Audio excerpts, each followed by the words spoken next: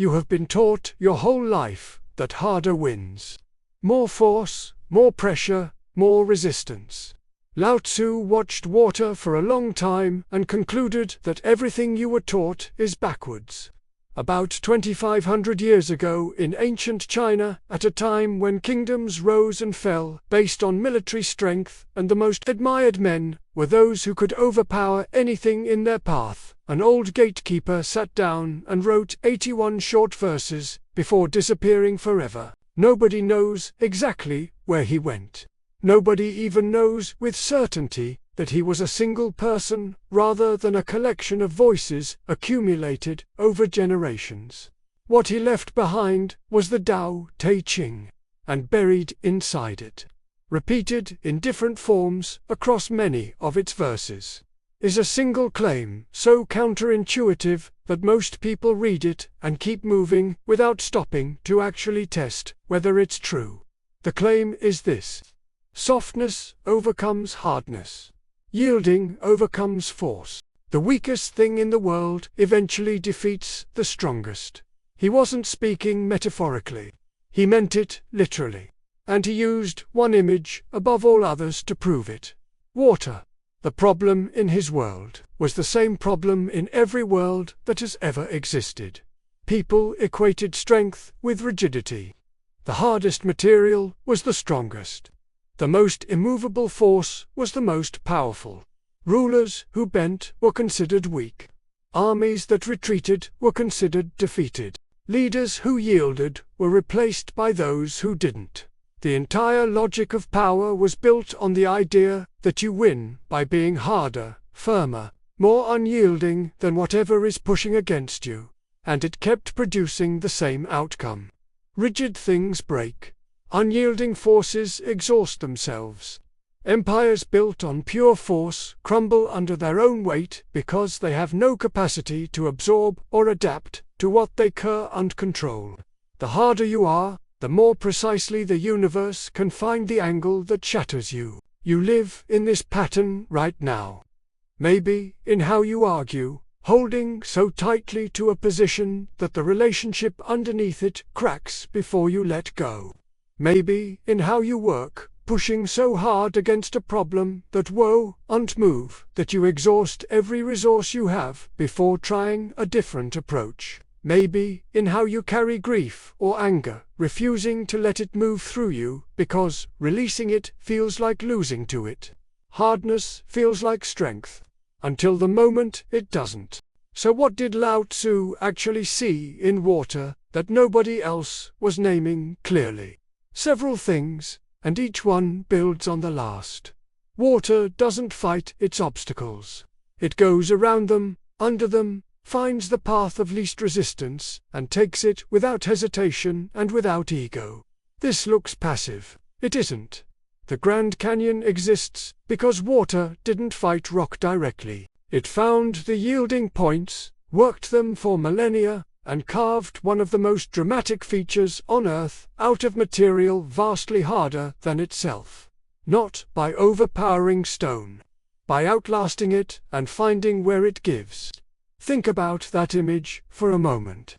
The canyon is the proof, sitting there in physical reality, that Lao Tzu wasn't describing weakness.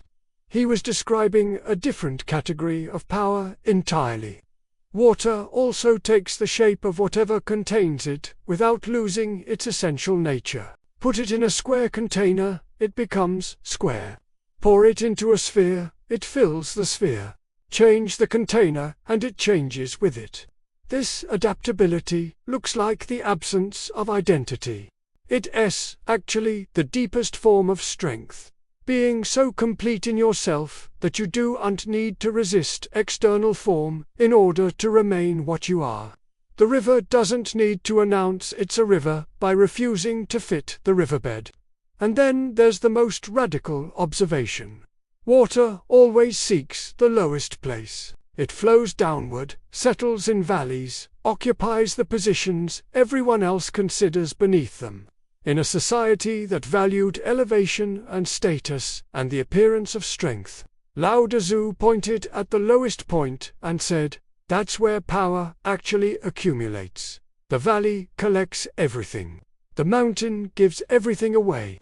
He wrote that the highest good is like water, which benefits all things without competing with them. It stays in the low places that people disdain, and in that it is close to the Tao. That last sentence is where most translations lose people.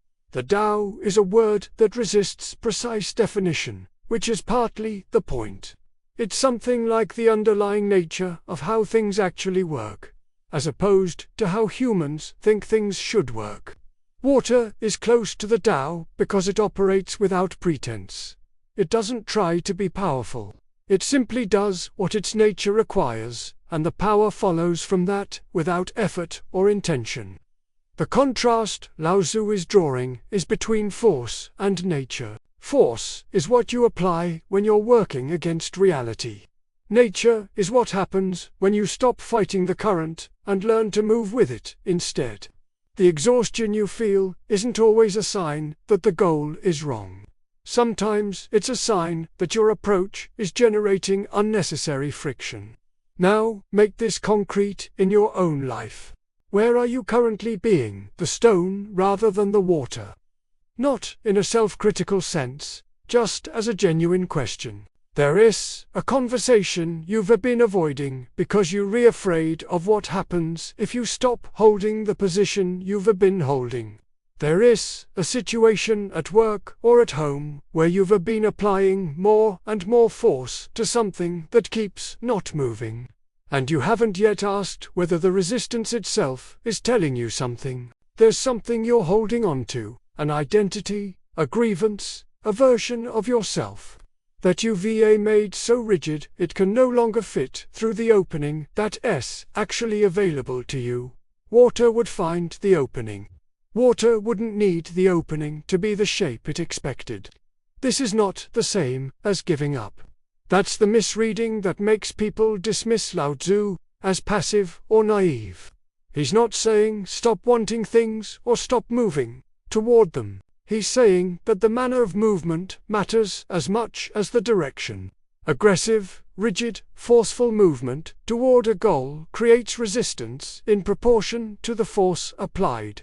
Fluid, adaptive, patient movement finds the path that was always there but couldn't be seen from a fighting stance. The martial arts tradition that eventually grew from Taoist ideas built this into physical practice.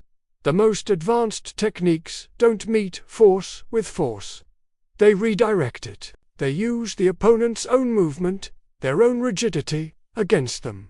A much smaller person can defeat a much larger one, not by being stronger, but by being more fluid, more adaptive, more willing to yield in the moment before turning that yielding into leverage.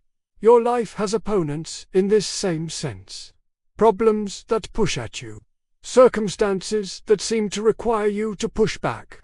Relationships where two rigid things keep colliding and both suffer for it. Lao Tzu is suggesting that in most of those situations, the first move toward resolution is not harder pushing. It's finding where the situation wants to go, and moving with that rather than against it.